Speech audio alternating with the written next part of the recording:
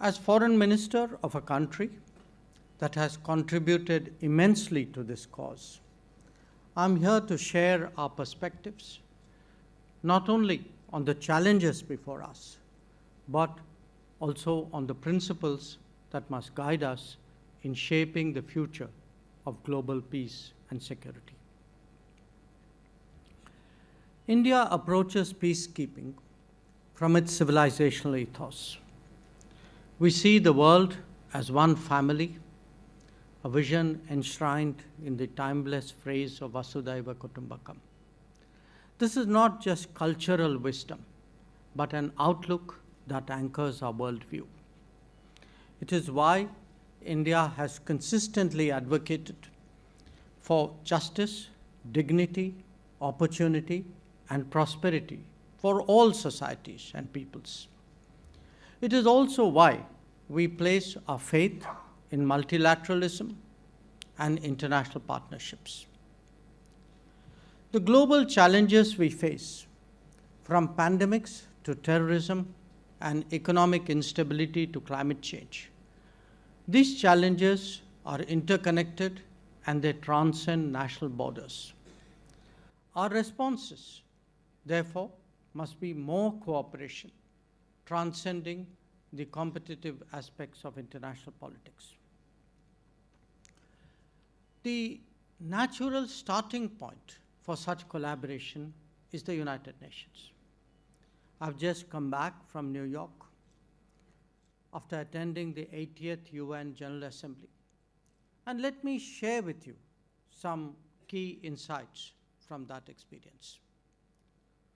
One, the United Nations today still reflects the realities of 1945, not of 2025. 80 years is a long time by any standards. And during this period, the UN membership has actually quadrupled. Two, institutions that fail to adapt risk irrelevance. Not just irrelevance, but eroding legitimacy and leaving us without recourse in times of uncertainty. Three, for the UN to be effective, it must reform, becoming more inclusive, democratic, participative, and, as I said, representative of today's world.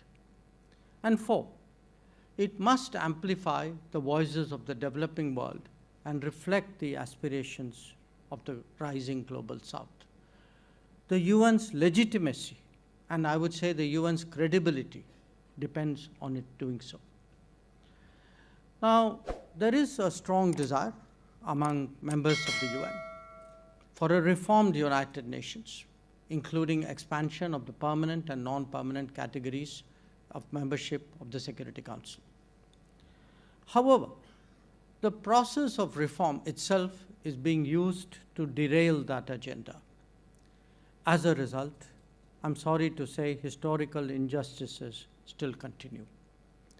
India affirms its commitment to assume greater responsibilities in a reformed United Nations and in a reformed multilateralism.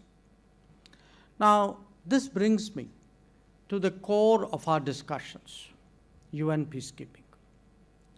Since its inception, it has been a testament to what we can achieve when nations unite for a larger cause. Our peacekeepers have been really a powerful force for good. These brave sons and daughters put their lives on the line to protect civilians, to deliver humanitarian aid, and to support fragile peace processes. They are the real torchbearers of multilateralism. Now, let me honor today the more than 4,000 UN and 182 Indian peacekeepers who have made the ultimate sacrifice in the line of duty.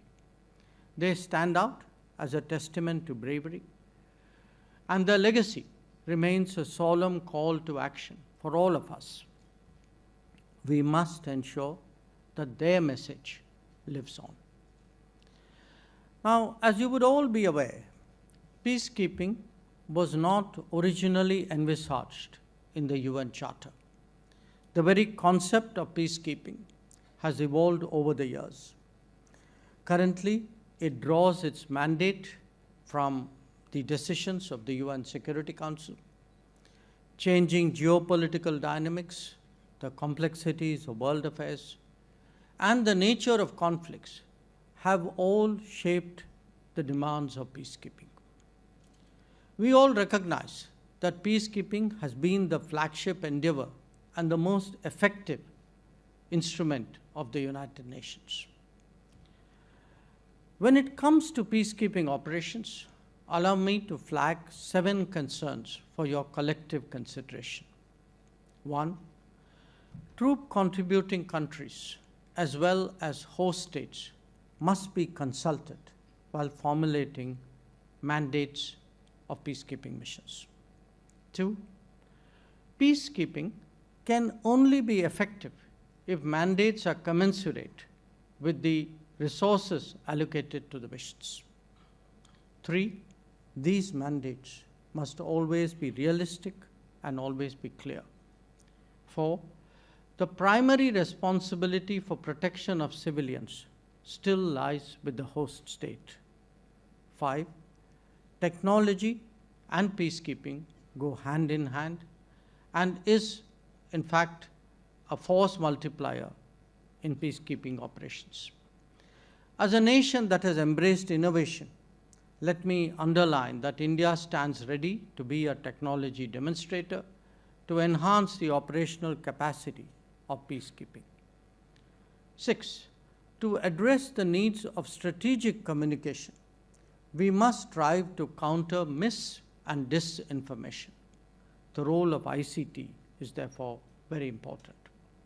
And 7, paramount importance must be given to the safety and security of peacekeepers. We must always ensure that perpetrators of any attack on them must be brought to justice. Now, ladies and gentlemen, the nature of conflict has clearly changed. The clear lines of state-on-state warfare have been blurred. We often face on the ground a complex and ambiguous matrix of non-state actors, of armed groups, and of terrorist organizations. These entities operate outside the norms of international law, employ asymmetric tactics from IEDs to cyber warfare, making our work more dangerous and more unpredictable. The traditional role of a peacekeeper as a buffer between 2 warring states has also evolved significantly. Today, our peacekeepers must be prepared to protect civilians from harm, respond to humanitarian crises, and yet operate in environments where the enemy wears no uniform and respects no rules. This difficult reality demands a new paradigm for peacekeeping. It requires enhanced training, sophisticated technology, and a reevaluation of our mandates. We must equip peacekeepers to deal with asymmetric threats, ensure their own safety, and yet deliver on their missions. That means investing in surveillance systems, protective gear, cyber capabilities, and mission preparedness of the highest standard. It is likely that the peacekeeping budget will see headwinds. We will need to see how we can overcome this constraint while adhering to the core principles of maintenance of peace and security. This should also be an opportunity to undertake measures of making UN peacekeeping more financially and administratively rigorous, like winding down obsolete missions that have outlived their purpose.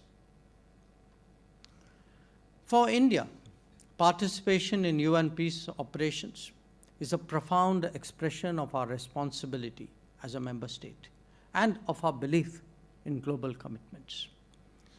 Since inception, we have contributed over 300,000 troops cumulatively, making us the world's largest troop contributing country. Our peacekeepers have served and are serving with distinction and professionalism in some of the world's most challenging theaters. This includes South Sudan, Lebanon, Syria, and the DRC, amongst others. This sustained commitment stems from our conviction that peace anywhere strengthens peace everywhere.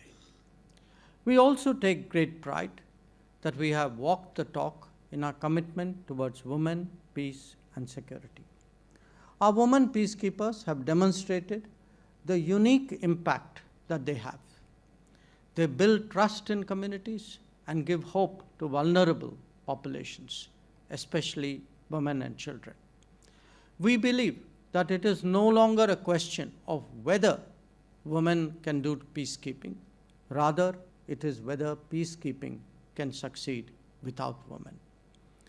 I recall that in February 2025, India hosted the first ever international conference on women peacekeepers from the Global South, bringing together women peacekeepers from 35 nations. More recently, in August this year, India hosted the UN Women Military Officers Course, which saw participation from 15 countries. I'm also glad to note that this August gathering has, over the last 2 days, deliberated on issues closely associated with and important to the maintenance of peace and security. Peacekeeping is and will remain an important instrument of the UN in this pursuit. We need to adapt and we need to change according to the times so as to make peacekeeping more effective and more resilient. This is best reached through consultations and engagement between member states as we discuss the evolving nature of the future of peacekeeping. The Global South has both a particular contribution and a particular relevance insofar as peacekeeping is concerned. Unfortunately, the maximum number of conflict zones are located there.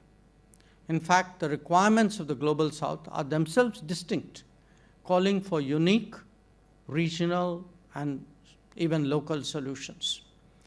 This is why conferences of this type are valuable in engaging on a single platform in the search for optimal solutions. India has always stood with our brothers and sisters of the Global South and will continue to help with our expertise and long-standing experience across all domains, including in peacekeeping. Let us therefore commit to working together, collectively, constructively, and by consensus, to shaping a renewed vision of peacekeeping, one that honors the sacrifices of the past, that adapts to the challenges of the present, and that commits to the promise of the future. I thank you for your attention.